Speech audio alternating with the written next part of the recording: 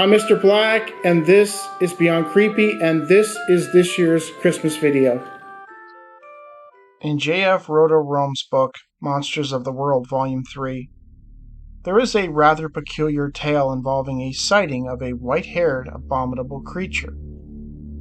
While that might not be out of the ordinary to your average paranormal enthusiast, the context in which the creature was seen definitely is, and it is for that reason I'm including it in this video. It was December 13, 1978. Paula and Randy Bales had decided to take their young daughter Emily and her friend Christina Long to the small town of Christmas, Michigan. Yes, it's a real town, as part of a fun December holiday trip. They drove from their home in Traverse City and spent the night in Sault Ste. Marie in Ontario. Paula recalled that the weather was quite bad, lots of snow and blizzard-like conditions. They ended up setting off for the town of Christmas, which was about 2 hours from Sault Ste. Marie. They planned on doing some Christmas shopping and taking pictures, the usual things people do on Christmas trips. Paula recalled that as they came over the hill into Christmas, the first things they noticed was a giant Santa in the distance. The snow was falling lightly, a wet, flaky type snow. With that Santa in the background all lit up, it reminded her of a Christmas card. The kids were very excited. They pulled into the parking lot of a place called Santa's Workshop, a gift shop with a large Christmas display designed to look like the North Pole. The girls hopped out of the vehicle and immediately began running around the beautifully lit structures. They then ran into a gift shop and asked the staff where the reindeer were located. While the girls were in the store, Paula and Randy stood chatting out in front of their Bronco. Paula asked him to retrieve the camera from the truck because she wanted to get a picture of the giant Santa and abominable snowman display. I wanted to hurry and get a picture of the abominable snowman because the snow was piling up on it to the point where you could hardly see the brown fur underneath it. He was a perfect white-looking snow monster and would make a great picture for the family. Randy looked over and told me, "They really put work in. That's great. I didn't expect they had a Bumble." He was referring to the abominable snowman by its name from the yearly Rudolph the Red-Nosed Reindeer animation, Emily's favorite. As Randy went back to the truck and grabbed the camera, Paula reached into her purse. When the two met again at the side of the vehicle, they looked back at the display and noticed that the abominable snowman was gone. Randy wondered aloud where he was, to which they both assumed that it must have been a fellow in a costume who had walked away before they could get the picture. Paula told Randy to go and fetch the guy so that they could get their picture. Randy rushed to the side of the building where he saw the tall, hairy fellow walking away.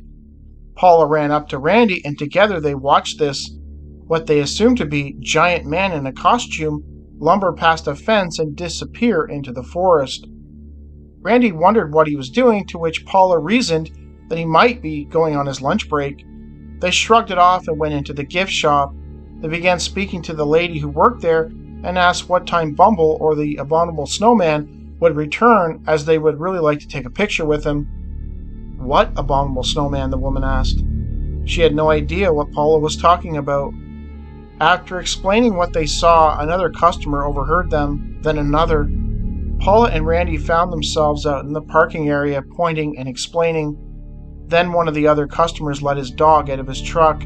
The dog raced off into the woods in the direction where the abominable snowman had gone. Moments later, the dog came back.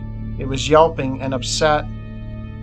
While the footprints of the thing had been covered by the heavy falling snow, some of the dragging indentations from the creature were still visible. They eventually bought some trinkets and left. Paula didn't think that the lady behind the counter believed them, though some of the others present she was certain did, especially after how the dog behaved. Paula and Randy talked about it for the rest of the trip. Randy thought that it was possible that it was some kind of running prank by the owners of the gift shop, that they were paying somebody to walk around on stilts in a hairy costume, though the way the dog reacted made him think otherwise. Interestingly, this isn't the first time I've heard about Bigfoot-like creatures being attracted to Christmas lights.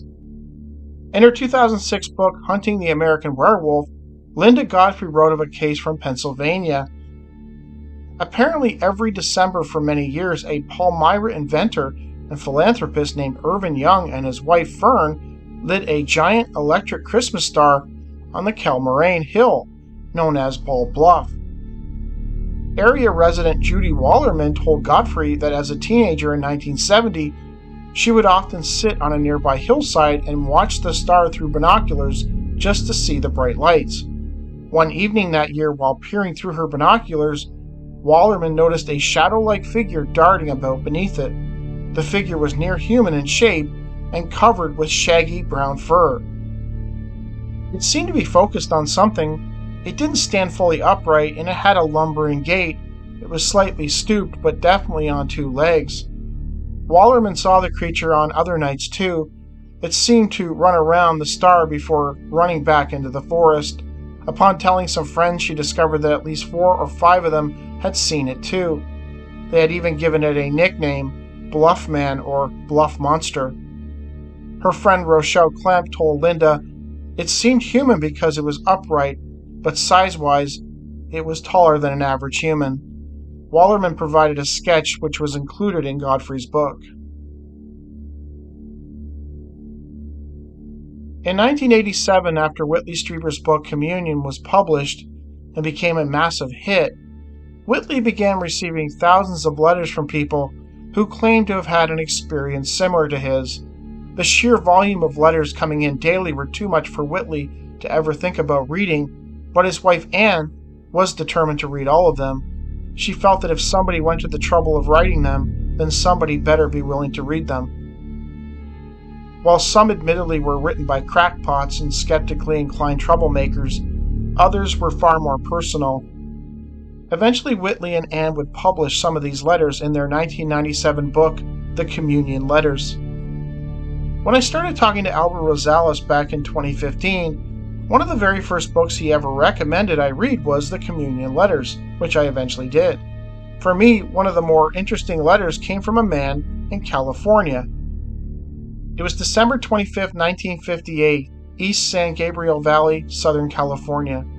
The witness, who was then around 6 years old, was laying in his bed when he was awakened suddenly by something. He noted that it was sometime between 2 and 3 a.m. Strangely, he was unable to move his body. His room was kitty-cornered from the living room window, giving him a clear view of the Christmas tree and the large picture window, and through it, the front porch. The porch light was on and the drapes were drawn, giving him a clear view of anything that could have been on the porch. As he focused his eyes, he realized that something was there. On the porch, seemingly peering into the living room, was a smallish creature I remember thinking to be one of Santa's elves. He was naturally excited and wanted to get up to meet or see this elf much closer. I remember being wide awake and desperately wanting to get up, but patently unable to accomplish this seemingly simple task. He seemed to be 3 or 4 feet tall and was cream in color. I saw more of a 3/4 profile and could not make out much of any other distinguishing features. I was not that fearful, just excited and burning with curiosity. My frustration was building with my seeming inability to rise from my bed. I then had a firm sense of, "It's okay now, just go back to sleep." It had a parental tone to it, loving yet directive, however, not either of my parents' voices. This was his last memory before falling back to sleep. That morning, while his sister went crazy opening presents, the witness remembered just wanting to go out to the porch and check for evidence of what he had seen in the window only a few hours earlier. He found nothing. His parents thought his behavior odd, wondering why he was more interested in being outside rather than opening his Christmas gifts. Most 6-year-olds would be clamoring to open their gifts. Eventually, he told his parents of his dream. I remember telling them that I had a dream, even though knowing full well that I had been wide awake and definitely not dreaming. For a couple of years after that, I had looked for a return of the elf on Christmas Eve, but to no avail. Soon after, the witness noted that he developed a deep fear of dark places and would automatically close his closet door before bed. It is unclear if his sudden onset fears had anything to do with his Christmas sighting. While some of you might remember this story as I talked about it in a previous video, I really wanted to include it in this video, so I hope you can forgive. I first read of this account in the December 2015 issue of the Curious Fortean. The story was attributed to Pennsylvania historian Henry W. Shoemaker. It is believed to have occurred somewhere around 1864 in Benton, Columbia County, Pennsylvania. At the time of the account, Benton was quite secluded, set in between a large mountain and bounded on three sides by thick, dense forest. The witness, Shoemaker, did not include the name, though for the sake of this piece I'll just call him Tom. Anyway, Tom had been secretly seeing a woman. It seems she was married and her husband was away serving at the time. Her cabin was situated near the top of a mountain, and after sundown Tom would head out to visit her. On the evening in question, a blizzard had moved in, engulfing the area. Tom decided, despite the storm, he wanted to get up to the cabin and stay with her. He hitched up his wagon and began the treacherous journey up the mountainside. As he made his way down the slippery, snow-swept roadway, approaching an old abandoned lumber camp, he was certain he saw something through the haze of falling flakes. And this is where the story takes a very strange turn. According to Tom, as he neared the old lumber camp, he saw what appeared to be a huge shard of ice rising from the ground at the side of the road. As he neared the icy shard closer, he began to make out that it was a man, or at least something shaped like a man. It had a human shape to it, though it was alabaster white, as if made from snow. To him, it appeared to be a snowman, not a man covered in snow, but an actual man made of snow, not unlike hundreds he's seen in his life, though this was moving. It was alive. As he stared at it, he could make out what he thought was snow forming into a kind of spiky beard. The snowman, or snow ghost as Shoemaker referred to it, suddenly became enraged. It jumped into Tom's wagon as it drew closer. Curiously, the horses did not seem to be frightened by its presence, and it proceeded to attack Tom's throat with its icy claws. Tom managed to fight off the strange creature, but not before it inflicted severe damage. When he finally arrived at the cabin, Tom was near death. The town doctor was summoned. Tom related the bizarre story to the doctor and the lover who, no surprise, had trouble accepting it. Bedridden for 3 days, Tom's condition only seemed to worsen. In that time, he would fall into fits of abject terror, seemingly fending off imaginary attackers. He eventually succumbed to his wounds. An undertaker was called from Benton to retrieve his body. The undertaker was informed of how a man made of snow had attacked Tom. He just assumed that Tom had hallucinated it, though later, as he passed by the old lumber yard where the incident was said to have played out, he saw, in the snow, fresh, huge footprints like a man's, only larger, leading from the road into the woods. Had Tom been killed by a man made of snow, or something else?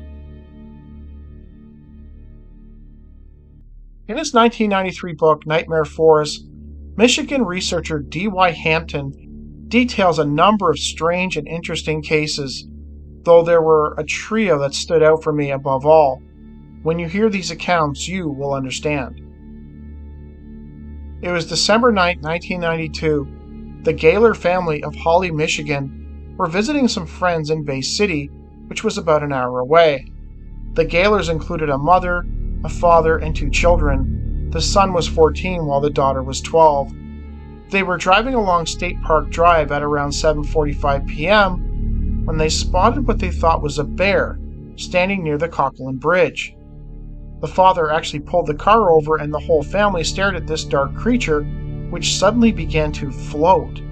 The mother became terrified and ordered her husband to drive away. Before he had a chance to, the creature floated towards the car at an incredible speed. They then smelled a terrible odor, quote, like a tire fire. Just before the creature reached the car, the father punched the engine, and they tore out of there. In his rearview mirror, the father could see, quote, 2 shining eyes glowing in the darkness. When they arrived at the Christmas party, they told their friends who mocked them. Because of this, they ended up leaving early. On the family's return home at approximately 2:20 a.m., just outside the Holly Township, the son alerted his family that they had passed a similar creature standing on the side of the road. The father decided to turn the car around and go back. They found nothing. They decided to turn around and just go home. Within a few minutes, the mother shrieked in terror. The creature was now floating on the road ahead in front of the car. As they got nearer to it, just moments before they were going to hit it, it suddenly flew straight up into the sky. For 2 weeks after this, all members of the family experienced terrifying nightmares, though none could remember what the dreams entailed. When asked by Hampton to describe what they saw, the Gaylor family noted that it looked like a prickly or furry dark Christmas tree with Christmas lights for eyes. It was like a black tree or a black furry tree, the daughter insisted. Its eyes were bright like white Christmas tree lights, but 2 eyes, not lights. I mean, they glowed, but there's no better way to say it, like Christmas light eyes. The mother claims that she actually noticed the smell of burnt tires just moments before the encounter, while the rest of the family only noticed it as it got closer to the car. Upon telling some of the people at the party, they had actually joked that the Gaylors had been attacked by a Christmas tree. While it might sound ridiculous on its face, that wasn't the first time that Hampton had heard such a story. Just a few weeks prior, on November 14, 1992, 3 young boys walking on Lapeer Road in Auburn Hills claimed that they were chased by a 7 to 8 foot tall creature with eyes that looked like lights. It was so serious that they actually contacted the police about the incident. One of the boys, Jacob Hawkins, claimed that the creature had long, thin arms and did not appear to have feet. According to Jacob, all 3 boys suffered terrible nightmares after the encounter. At least one of the boys recalled smelling, quote, burning garbage just before they saw the entity. The authorities thought that the boys might have been victims of a prank, possibly a person in a Halloween costume, noting that Halloween had only happened a few weeks prior. The drawing of the creature they saw provided to Hampton for inclusion in his book is similar to what the Gaylors saw, a large Christmas tree. Hampton received yet another report which was said to have occurred on January 20th, 1993, in Grand Rapids. At sunup, 2 young sisters had gone outside to smoke cigarettes behind the garage of their home when they noticed a terrible stench, quote, like burning garbage. That is when they spotted something in the yard. At first they took it to be a tall man wearing a dark coat. They then realized that it was much too tall to be a man, and even stranger, it seemed to be floating and its eyes glowed. The 2 girls were suddenly frozen to the spot as the creature moved towards them. It extended its long, thin arms, which seemed to have 2 long fingers. Curiously, the sisters did not feel frightened, and for some reason they got the sense that the creature was hurt or in distress. As it got to within 10 feet of them, the sisters found that they could move again, and they immediately rushed inside the house. There was a sudden flash of lightning and a tremendous explosion of thunder. Upon reaching the house, the girls looked back and noticed that the creature was gone. For weeks afterwards, the 2 sisters experienced terrible nightmares that they could never recall upon waking. Later, when we talked about it, we both felt that whatever it was might have been hurt or something. It seemed like how you feel when you see a hurt animal or a person in distress, the sisters told Hampton. The picture they provided to Hampton for inclusion in his book bears an uncanny resemblance to the Christmas tree monster previously seen around Michigan. Hi guys, so that was this year's Christmas video. I hope you guys enjoyed it. Have a good Christmas, have good holidays, and I'll see you guys in the new year.